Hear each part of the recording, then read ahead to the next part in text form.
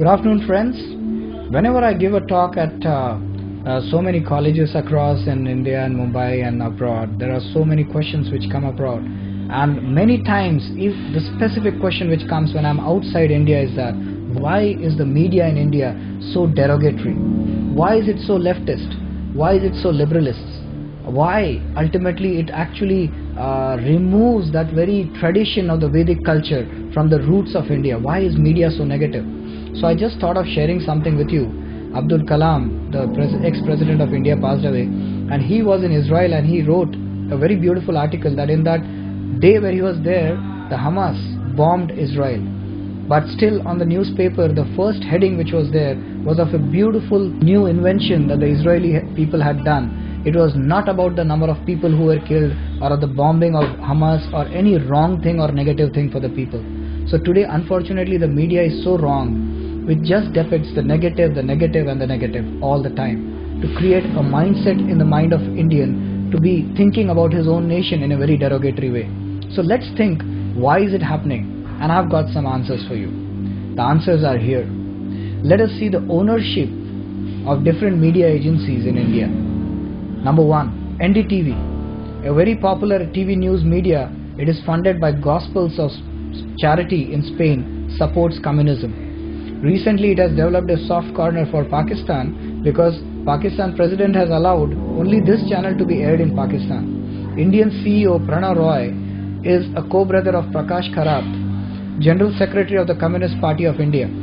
His wife and Brinda Karat are sisters. India Today, which used to be the only national weekly which supported BJP, is now bought by NDTV. Since then, the tone has changed drastically and turned into Hindu bashing. CNN IBN, what is it? This is 100% funded by Southern Baptist Church with its branches in all over the world with headquarters in the US. The church annually allocates $800 million for promotion of its channel. Its Indian head is Rajdeep Sardesai and his wife Sagarika Ghosh. Times Group list: Times of India, Midday, Now Bharat Times, Stardust, Femina, Vijay Times, Vijaya Karnataka, Times Now, and many more. This is the Times Group list. This Times Group is owned by Bennett and Coleman, World Christian Council. Does 80% of the funding, and an Englishman and an Italian equally share balance of 20% in it. The Italian Roberto Mindo is a close relative of Sonia Gandhi. Star TV, it is run by an Australian who is supported by St. Peter's Pontifical Church, Melbourne. Hindustan Times, owned by Birla Group, but hands have changed since Shobana Bhartiya has took over. Presently, it is working in collaboration with Times Group. The Hindu, English daily started over 125 years back, has been recently taken over by Joshua Society, Bern, Switzerland. N. Ram's wife is a Swiss national.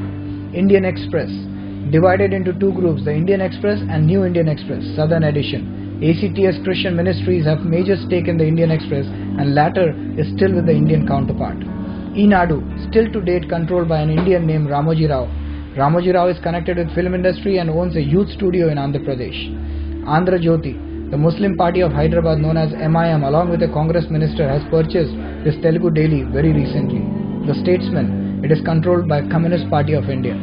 Kairali TV, it is controlled by Communist Party of India, Marxist.